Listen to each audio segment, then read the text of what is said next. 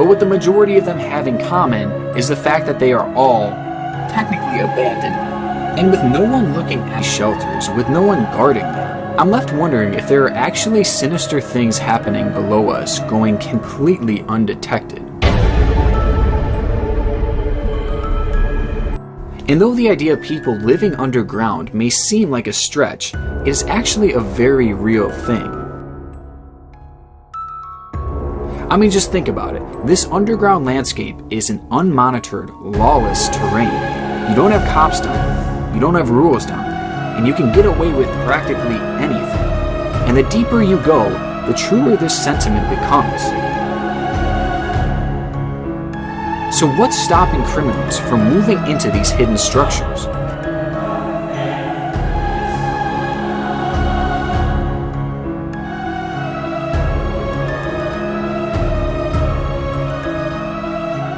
I mean, it seems like this would be the perfect place for them. They can hide from law enforcement and also do whatever they want down there, including more criminal activity. And to an extent, this is something that has actually happened throughout our world before.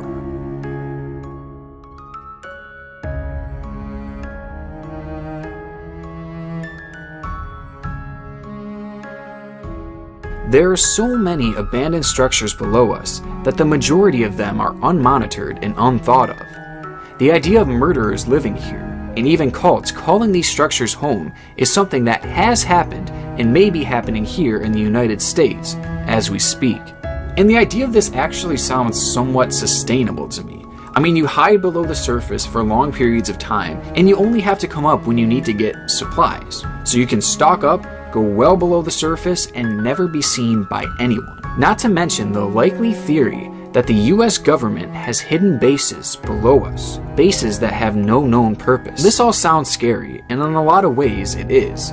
We naturally fear what we don't know, and we really don't know anything about what's going on below us. But is this something that we should really be afraid of? Truthfully, it's free real estate that doesn't leave a single trace and goes totally undetected.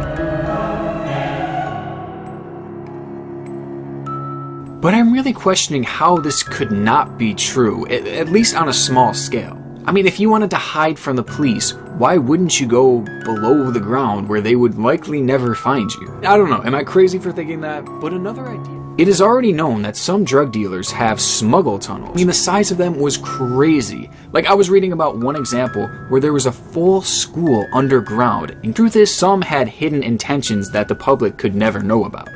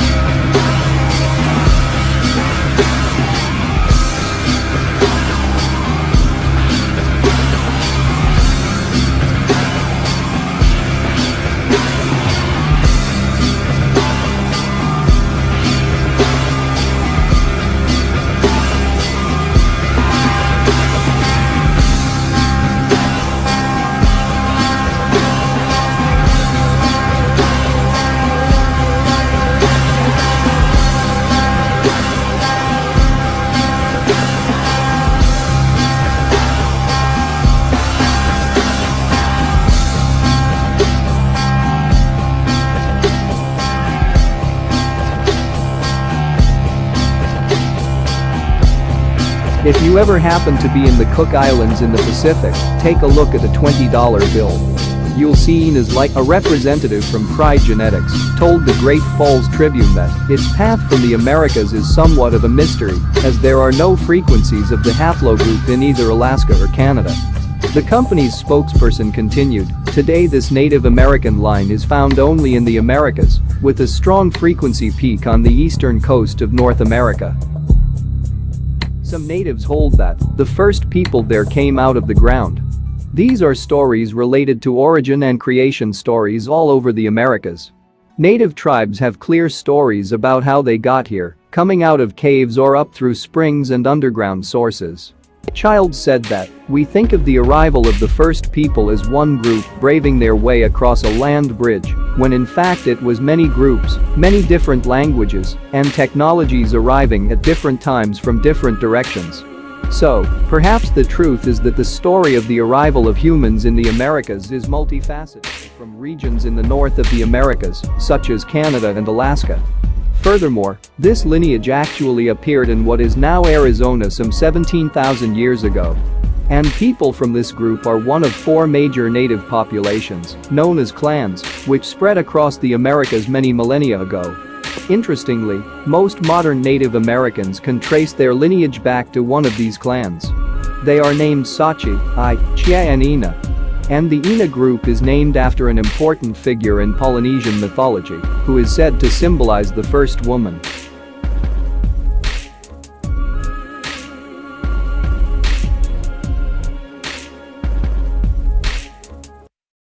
In the annals of history, some stories stand testament to the enduring spirit of humanity and generosity. Today, we delve into one such tale that spans generations and crosses oceans, a tale of the Irish repaying a 173-year-old favor to the Navajo Nation.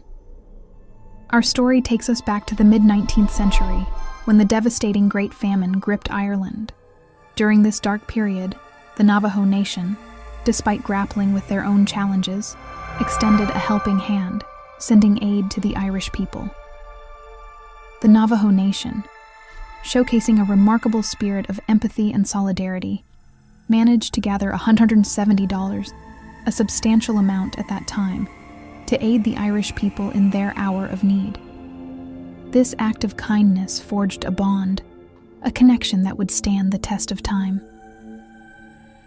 Fast forward to the year 2020, the world was facing an unprecedented crisis. The Navajo Nation was not spared, becoming one of the hardest hit areas in the United States. As news of the Navajo Nation's plight reached Ireland, the Irish people remembered the kindness shown to them over a century ago. A fundraising campaign was initiated, with donations pouring in from every corner of Ireland. A beautiful circle of giving coming to fruition. The fundraising campaign surpassed all expectations, raising millions of dollars. These funds were instrumental in providing essential supplies and healthcare services to the Navajo community, alleviating their suffering during the pandemic.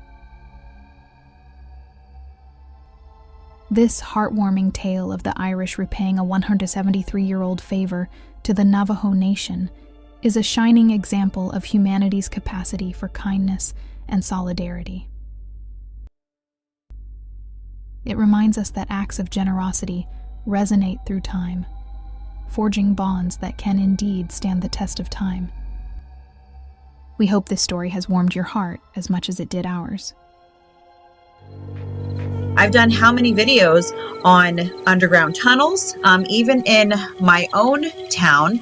I talked about this. Let me see where I can find this image. This is actually a photograph of the entrance to a cave that is behind my house. And as I was researching this cave, I discovered that our entire town, which we don't have a large town, it's about 1.4 square miles, I think, but all underneath the town, there are these tunnels running underneath us. And you know, this isn't exclusive to where I live. There are tunnels underneath a lot of cities and towns, and I find it all very interesting.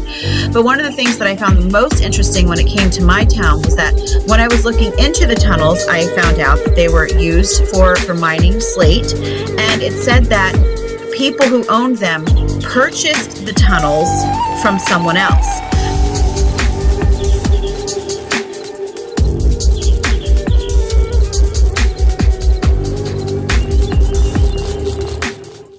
I think I've proven my point on this.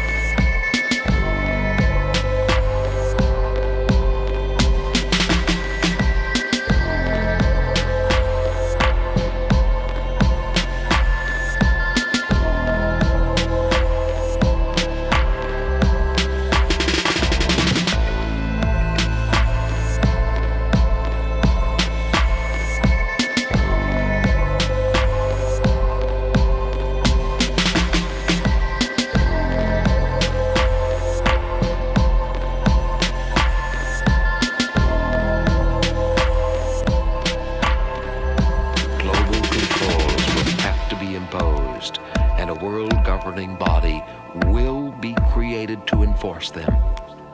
Crises precipitate change.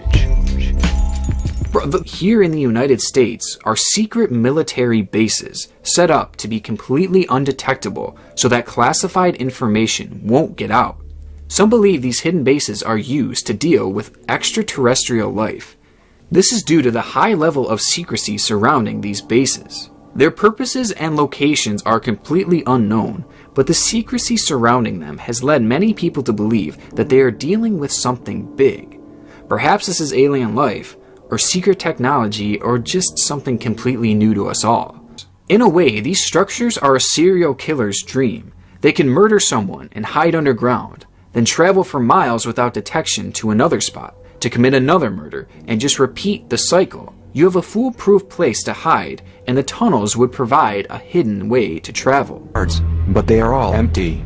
These camps are to be operated by FEMA, Federal Emergency Management Agency, should martial law need to be implemented in the United States. And here is the best part. Tens of thousands of caskets, filling up FEMA trained yards. Why did American troops simply dump the hundreds of thousands of dead bodies they found in the German death camps into simple pits without coffins? Because when you're planning the deaths of hundreds of thousands, a rotting corpse means nothing in long-term objective. So why not use a simply plastic container that you can make millions of, and stack bodies like cordwood, until you can build those industrial ovens to take care of the mess. You can simply roll those plastic disposable containers right into the ovens, without having to look at those horrid death faces. You do know, of course, bodies start to rot almost immediately after death. Let us see who will be placed in these coffins. Now these are the coffins that they're talking about, and they are stacked high. Thousands upon thousands of these coffins out there.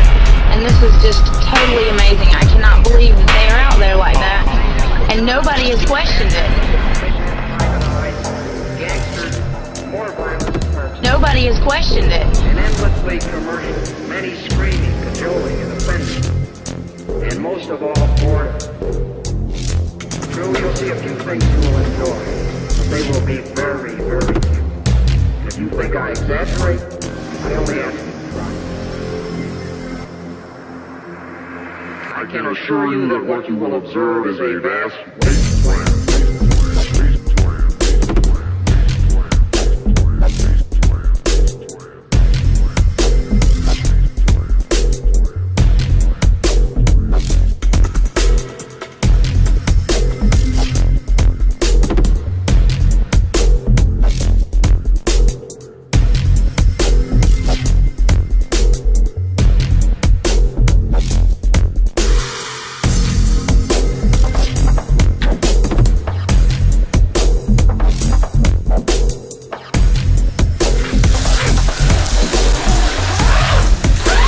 Final stretch! Yeah!